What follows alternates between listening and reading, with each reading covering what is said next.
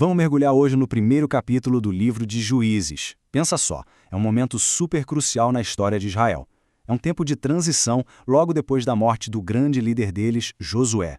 A nação inteira está numa encruzilhada e com uma tarefa gigantesca ainda pela frente, conquistar de vez a Terra Prometida. O cenário era o seguinte: a Terra Prometida já tinha sido parcialmente conquistada, ok, mas várias tribos inimigas ainda controlavam grandes partes do território. E sem um líder que unisse todo mundo como era o Josué, a pergunta que não queria calar era: e agora? Quem vai liderar? Quem vai continuar essa luta? É exatamente esse o ponto de partida da nossa análise. Então, o que os filhos de Israel fazem? Em vez de simplesmente escolherem um líder por conta própria, eles vão buscar uma orientação divina. Eles perguntam direto para Deus, sabe? E é isso que marca o começo de um capítulo totalmente novo nessa jornada para tomar posse da terra. E a resposta vem, olha, clara e direta, sem nenhuma ambiguidade. Judá, uma das 12 tribos, é a escolhida. E vem com uma promessa: a terra seria entregue nas mãos deles. É um mandato divino. Um começo super promissor, com uma direção que não deixava nenhuma dúvida. E o capítulo começa parecendo uma história de sucesso absoluto. Judá assume a liderança e no início os resultados são impressionantes, de verdade. Essa primeira metade da história é toda marcada por vitórias, por conquistas, pintando um quadro de obediência e poder. A primeira atitude de Judá já é bem estratégica. Eles não vão sozinhos, não. Eles convidam a tribo irmã de Simeão para se juntar na luta, prometendo se ajudarem. É um ato de união que fortalece os dois lados e já mostra uma certa sabedoria antes mesmo da primeira batalha começar. E o resultado dessa aliança? Imediato. Lá em Bezeque, eles enfrentam os cananeus e os perizeus e, olha, conseguem uma vitória esmagadora. Derrotaram 10.000 homens, a escala do primeiro grande triunfo deles já é de impressionar. A campanha já começa com força total. Agora uma parte bem interessante aqui é a captura do rei local, um tal de Adoni-Bezek. Ele é encontrado e, como castigo, cortam os polegares das mãos e dos pés dele. E a reação dele é o que mais chama atenção. Ele reconhece aquilo como uma espécie de justiça divina pela crueldade que ele mesmo cometeu contra outros 70 reis. É um momento de ironia histórica, assim, bem dramático. O ritmo forte continua. E a lista de conquistas só aumenta. Eles tomam cidades super importantes nas montanhas, como Jerusalém e Hebrom, e depois avançam para a planície costeira, capturando centros filisteus como Gaza e Ascalon. Parecia que o sucesso militar de Judá e Simeão era imparável.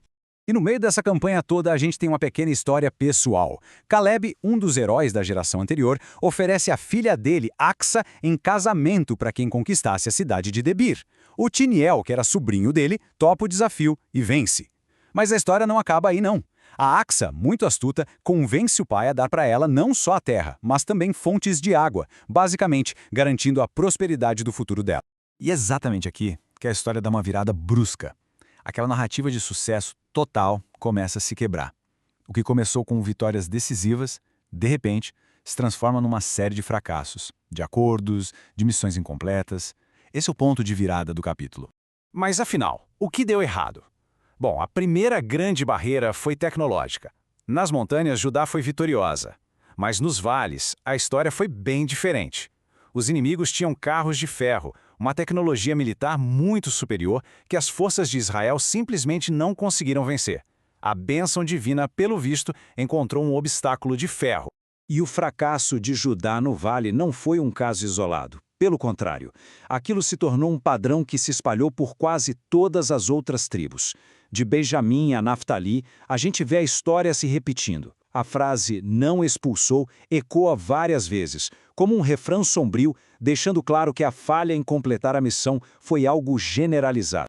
E esse fracasso acontecia de várias formas. Às vezes, em vez de expulsar os povos, os israelitas os transformavam em tributários. O que isso quer dizer? Basicamente, eles transformavam os inimigos numa fonte de renda. Era um meio termo que dava a eles algum controle, mas desobedecia completamente o comando original de expulsar todo mundo.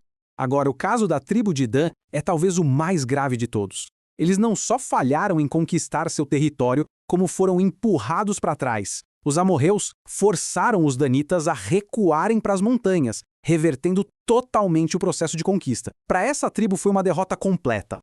Então, vamos juntar as peças do quebra-cabeça. O que começou com uma promessa clara e vitórias incríveis terminou num impasse, num meio termo.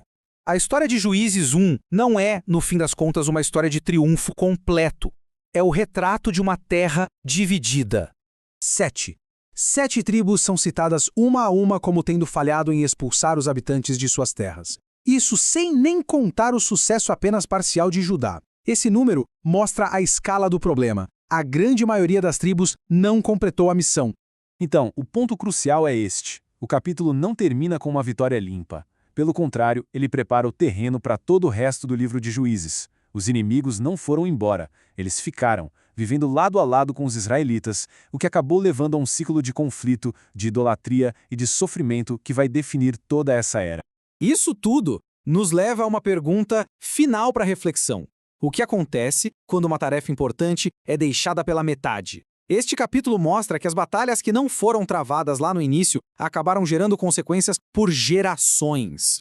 No fim das contas, uma vitória incompleta pode ser até mais perigosa do que uma derrota total.